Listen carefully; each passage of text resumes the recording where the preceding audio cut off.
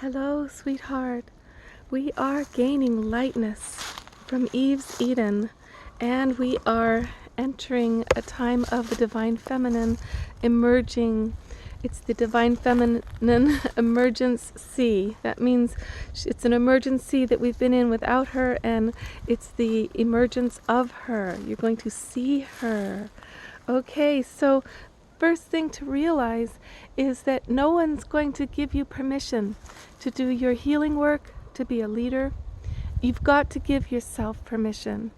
And no one's going to say it's okay to go against the norms and to be promoting the Divine Feminine way of seeing and acting. You're going to have to give yourself permission, and by doing so, you're going to give thousands of others permission. So today I am sharing with you a weather relating practice that I do, which is all about, bringing the rain. And the fact that we have had a relationship with the weather spirits for many years, for thousands of years, that we've forgotten, and that the young people who were the shaman's apprentices, the children of the shaman, have become ashamed of practicing. So in this video, I am going to share with you a couple of little things that everybody should know for bringing the rain and asking the rain to move along when there's too much of it, when there's storms that are scary, okay? So basically it's all about relationship. It's not about I am so powerful that I can summon the rain and make it come. That is totally not true. You can make a storm come and kill you. Basically with that kind of attitude you won't live very long when you call the rain, because it'll be the wrong wind. But you can be in a relationship with the sacred wind of the goddess. Here she comes.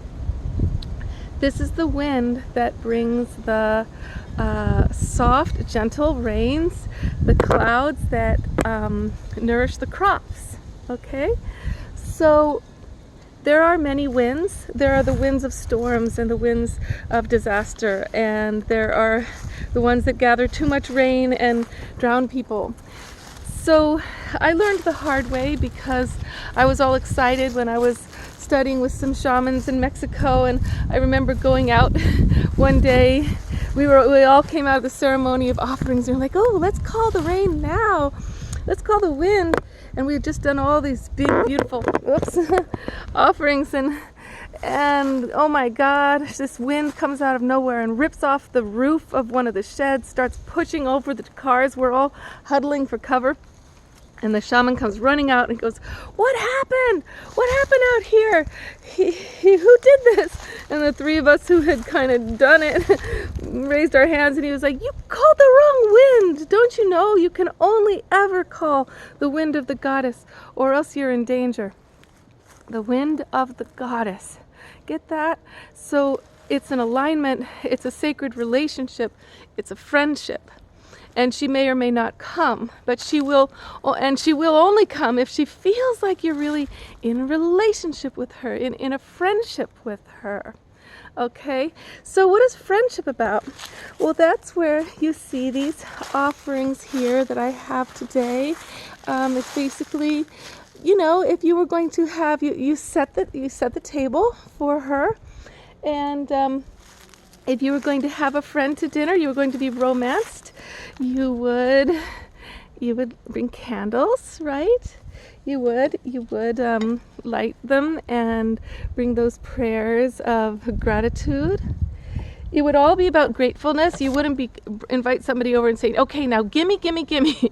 You would invite them over to tell them how much you love them, how thankful you are for the rain. And so it's not just the wind of the goddess. When I do these offerings, I'm actually doing the offerings to the goddess of water, because water is the primary deity for me.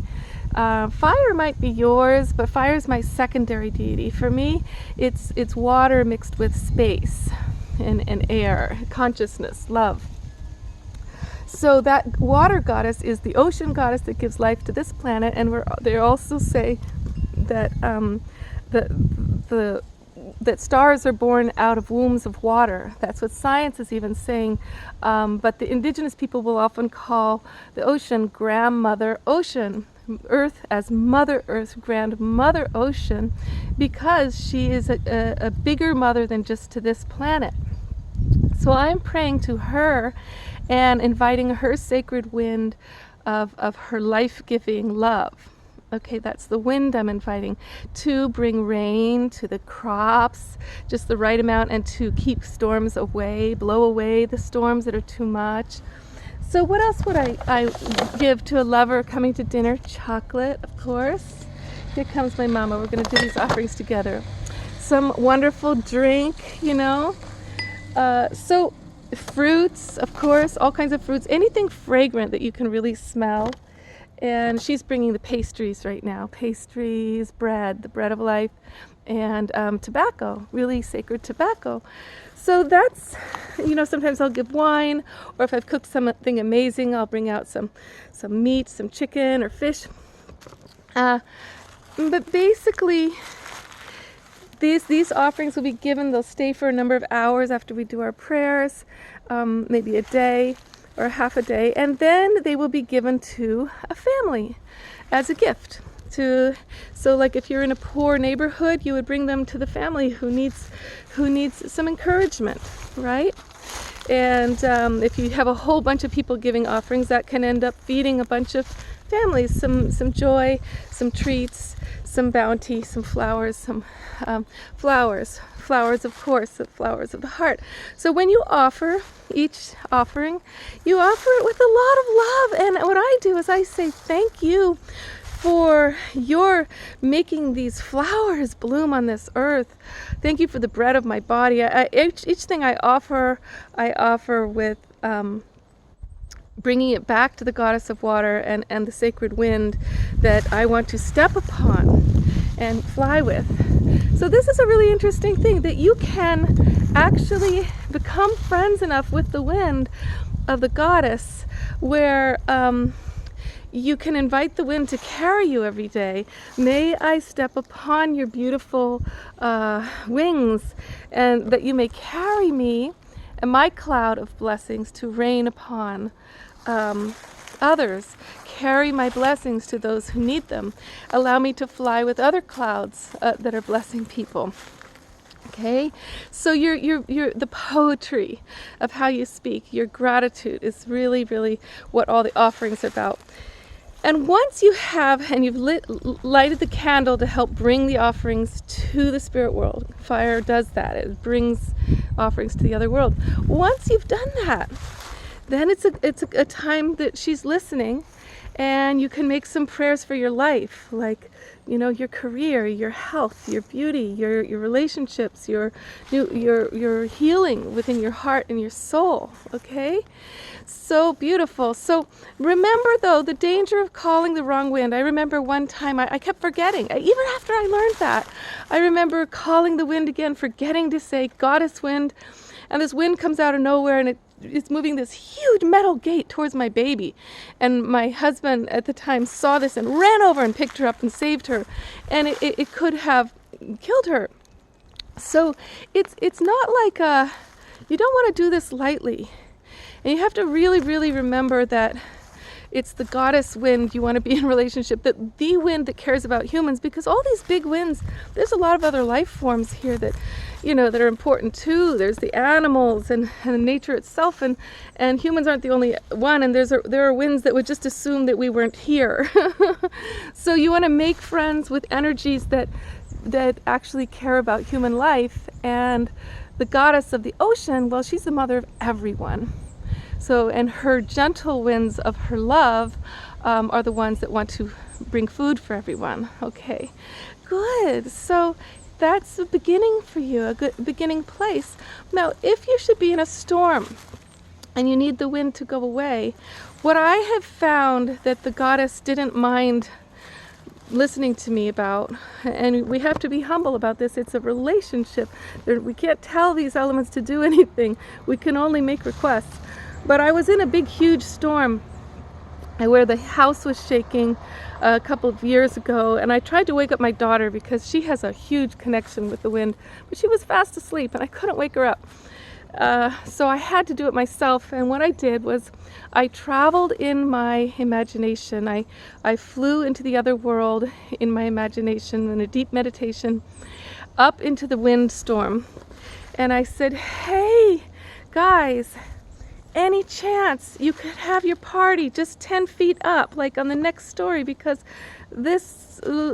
your party's gonna blow my house down. If you just have your party a little higher up in the sky, we'll all be okay.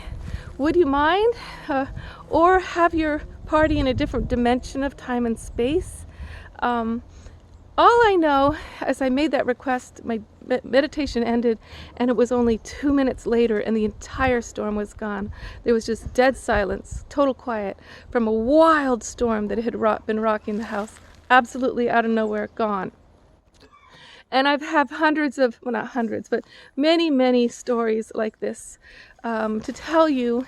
But you don't need all those stories. You need to have your own relationship with the weather spirits, and to stop feeling like it's taboo, that you have to have a guru, you have to have an indigenous person to have this relationship. Your relationship with the elements is your human right. You're made of the elements. You're made of wind, fire, air, earth, right? Metal, mineral. It's all water. It's all you. And if you wait now, we don't have enough time for everybody to get their perfect training. I mean, I got training from all kinds of great healers and teachers, but none of them would give me permission to do this video today for you. None of them will ever give me that permission. They wanted a lot of money from me that I would be happy to pay them. It's well worth it, except for the fact that the lifestyle I led in order to be open to the divine feminine meant that I could not enter the masculine task force all day in order to stay that open. And the amount of money they wanted, even though they have a right to live well, was so much that I would have nothing left for my own empowerment. And there's not enough time for you to get 10 more years of training, sweetheart. You've got to be able to talk to the wind now. You're going to need to bring the crops, the rain to your garden, and the storm away from your community.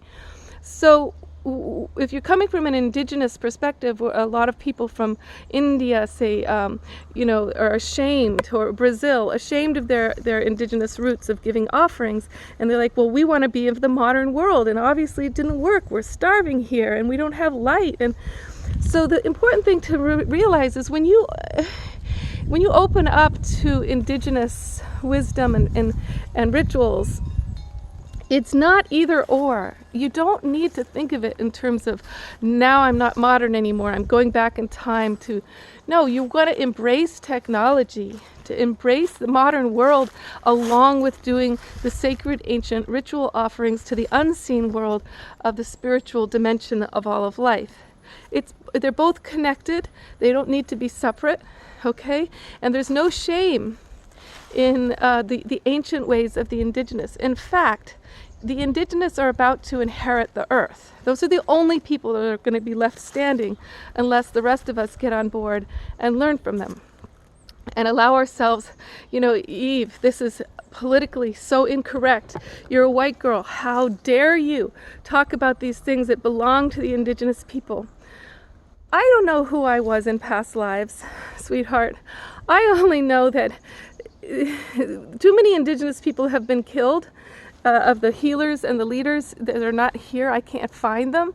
And on top of that, many of the teachers' own children will not follow in their footsteps because they've decided to be modern. And you are called. You are called to your path.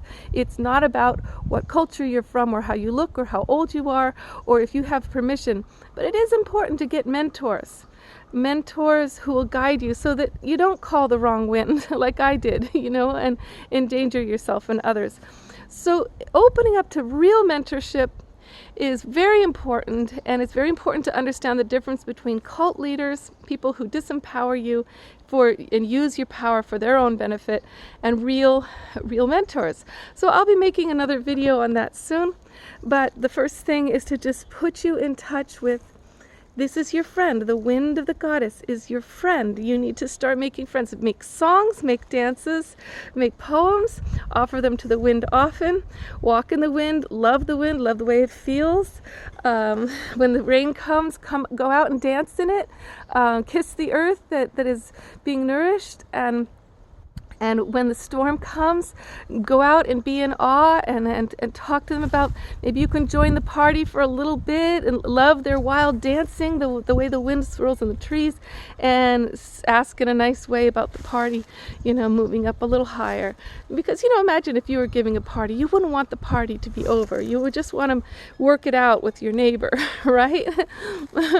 And a neighbor who's like shuts down the party is just such a bummer. So you're in a relationship with the elements, and that sacred wind of the goddess is the one who will come and talk to those wild party winds, and she'll be like, hey, I'm going to move you guys just a little higher up. She'll join with you. Okay, so I'm doing my offerings today. This is a big day for me when I do my offerings, because the goddess of the ocean is so abundant. Oh my goodness, darling, it's very exciting. Okay, love, I love you, love life, and remember that true wealth is joy and love and connectedness and health. Okay, keep them in perspective, what we really need now. Much love to you, darling. Love light.